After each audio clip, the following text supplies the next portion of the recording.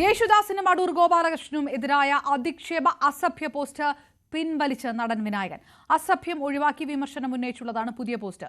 സംസ്കൃതത്തിൽ അസഭ്യം പറയുന്നവരോട് പച്ച മലയാളത്തിൽ തിരിച്ചു പറയുന്നത് അസഭ്യമാണെങ്കിൽ അത് തുടരുമെന്നുമാണ് വിനായകൻ പുതിയ FB പോസ്റ്റിൽ പറയുന്നത്. ഇതിനിടെ അധിക്ഷേപ പോസ്റ്റിൽ നടപടി ആവശ്യപ്പെട്ട് വിനായകനെതിരെ പോലീസിൽ പരാതി വന്നിരിക്കുന്നു. യൂത്ത് കോൺഗ്രസ് നേതാവ് NS നുസൂർ ആണ് DGPക്ക് പരാതി നൽകിയത്. വിവരങ്ങളുമായി നവമി ദിനേശൊപ്പം രഞ്ജിത്ത് രാമേന്ദ്രൻ നമുക്കൊപ്പം ചേരുന്നു. ആദ്യം നവമിയിലേക്ക്. നവമി, വലിയ തരത്തിലുള്ള പ്രതിഷേധമാണ് ഇന്നലെ വിനായകനെതിരെ ഉണ്ടായത്. അത് പ്രധാനപ്പെട്ട സാംസ്കാരിക പ്രവർത്തകരടക്കം അതിൽ വലിയ വിമർശനം ഉന്നയിച്ചിരുന്നു. അടൂർ വിഷയത്തിൽ വന്ന വിമർശിച്ചവർ പോലും വിനായകനെതിരെ നടപടി സ്വീകരിക്കണമെന്നാണ് ആവശ്യപ്പെട്ടത്. ഒരു നടപടിയിലേക്ക് കടക്കാനുള്ള ഒരു സാധ്യത ഉണ്ടായിരുന്നോ? അതുകൊണ്ടുകൂടിയാണോ ഇതുവരെ ഇല്ലാത്ത രീതിയിലുള്ളൊരു പോസ്റ്റ് തിരുത്തലും പുതിയ പോസ്റ്റിടലും ഒക്കെ ഉണ്ടായിരിക്കുന്നത്?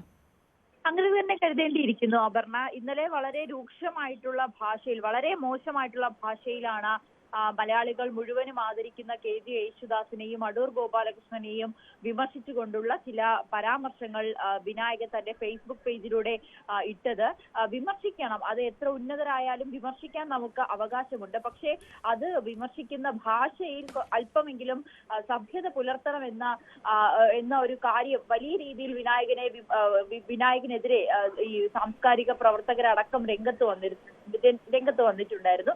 എന്തായാലും വിനായകൻ ആ ഫേസ്ബുക്ക് പോസ്റ്റ് പിൻവലിച്ചു. പക്ഷെ ഇവരെ വിമർശിച്ചുകൊണ്ട് മറ്റൊരു തരത്തിലാണ് വീണ്ടും പോസ്റ്റ് ഇട്ടിരിക്കുന്നത്.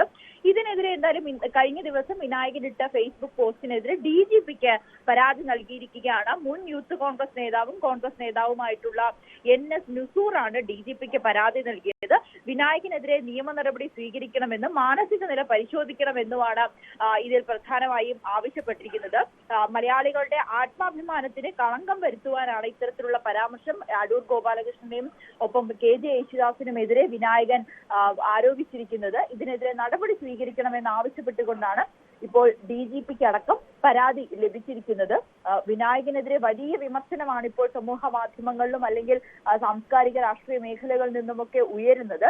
ഈ അടൂർ ഗോപാലകൃഷ്ണനെ വിമർശിച്ചവർ പോലും ഈ വിനായകന്റെ ഈ ഒരു നടപടി, ആ ഫേസ്ബുക്ക് പോസ്റ്റ് ശരിയായിട്ടില്ല, ഇത്രയും മോശമായിട്ടുള്ള ഭാഷയിൽ ഇവർക്കെതിരെ വിമർശിക്കേണ്ടതില്ല എന്നൊരു ആരോപണം തന്നെയാണ്, വിമർശനം തന്നെയാണ് പൊതുവെ ഉയരുന്നത്. എന്തായാലും വിനായകൻ ഇതിനെ തുടർന്ന് ആ പോസ്റ്റ് പിൻവലിച്ചു. മറ്റൊരു വിമർശിക്കുന്ന തരത്തിൽ തന്നെ മറ്റൊരു പോസ്റ്റാണ് ഇപ്പോൾ ഇട്ടിരിക്കുന്നത്. ഇതിനെതിരെയാണ് ഇപ്പോൾ DGPക്ക് പരാതി നൽകിയിരിക്കുന്നത്.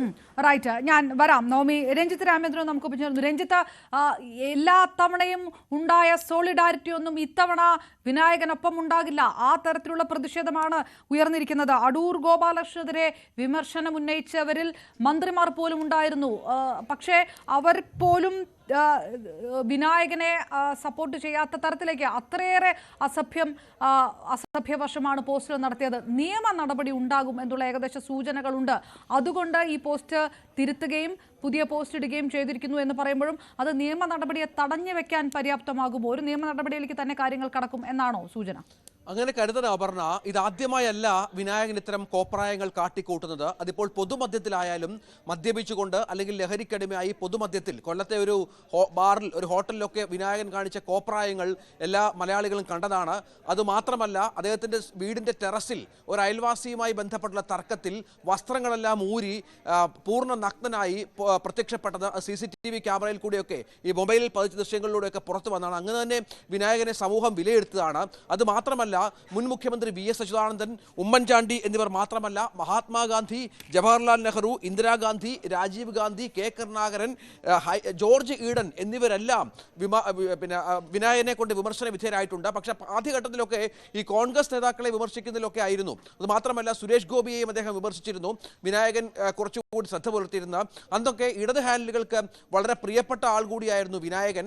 ഇടത് സഹാക്കളൊക്കെ, സൈബർ സഹാക്കളൊക്കെ വിനായകനെ അത്തരത്തിൽ ഒപ്പം നിന്നുകൊണ്ടുള്ള പോസ്റ്റുകളൊക്കെ അന്ന് കണ്ടിരുന്നു. പക്ഷേ ഇപ്പോൾ അവർ പെട്ടിരിക്കുന്നത് വിനായകൻ നേരെ വിമർശിച്ചത് VS അച്യുതാനന്ദനായിരുന്നു. അതിനുശേഷം ഇടത് സൈബർ സഹാക്കളുടെ വലിയ അറ്റാക്കും വിനായകൻ ഏറ്റുവാങ്ങുന്നുണ്ടായി. എൻ്റെ തന്തയും ചത്തു, VSന്റെ തന്തയും ചത്തു എന്നൊക്കെ പറഞ്ഞുള്ള പോസ്റ്റുകളൊക്കെ അന്ന് വലിയ വിമർശന വിധേയമായതൊക്കെ നമ്മൾ കണ്ടതാണ്.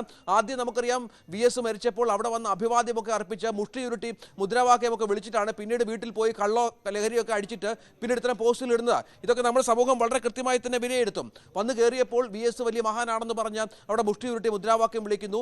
സാധനങ്ങളൊക്കെ അകത്തി ചെല്ലുമ്പോൾ പിന്നീട് വിധം മാറി വീണ്ടും തനിസ്വരൂപം കാട്ടുന്നു. അതുതന്നെയാണ് കഴിഞ്ഞ ദിവസം നേരത്തെ അടൂർ ഗോപാലകൃഷ്ണനെതിരെയും യേശുദാസിനെതിരെയും ഒക്കെ. അതായത് നമുക്കൊക്കെ ഈ പറയുന്ന പോലെ പൊതുമധ്യത്തിൽ ഉപയോഗിക്കുന്ന വാക്കുകൾ, അതായത് നമ്മളിത് എങ്ങനെ നമ്മുടെ ചാനൽ കൂടി ബ്ലർ ചെയ്ത് പോലും കാണിക്കാൻ പറ്റാത്ത വിധത്തിലുള്ള പ്രയോഗങ്ങളാണ് വിനായകൻ ഇന്നലെ ഫേസ്ബുക്ക് പോസ്റ്റിൽ, അത് വല്ലാത്ത തോതിൽ അറപ്പുളവാക്കുന്ന തരത്തിലുള്ള പോസ്റ്റുകൾ. ഇതൊക്കെ ഒരു സാധാരണ മനോനിലയുള്ള വ്യക്തി ഒരിക്കലും FBയിൽ കൂടി എന്ന് ഉപയോഗിക്കാൻ സാധിക്കാത്ത തരത്തിലുള്ള വാക്കുകളാണ്. അത്തരത്തിൽ നമ്മളൊക്കെ അത്യാവശ്യം ബഹുമാനിക്കുന്ന രണ്ട് കലാകാരന്മാർ യേശുദാസും അടൂർ ഗോപാലകൃഷ്ണനും അവരൊക്കെ വിമർശന വിധേയരായിട്ടുണ്ട് പലവട്ടം.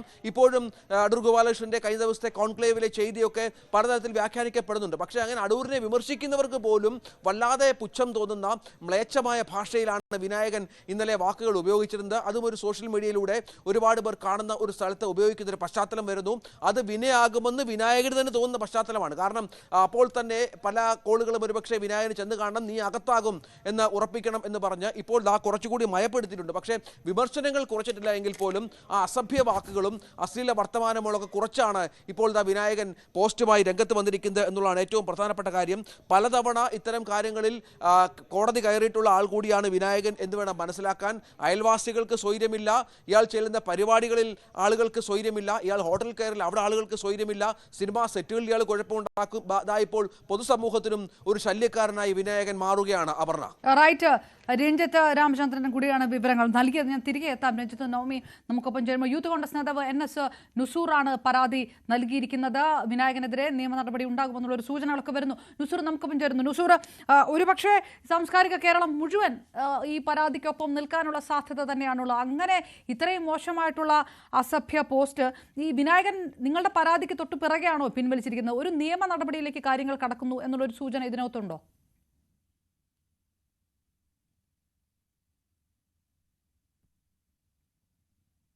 നുസൂർ, കേൾക്കാമോ?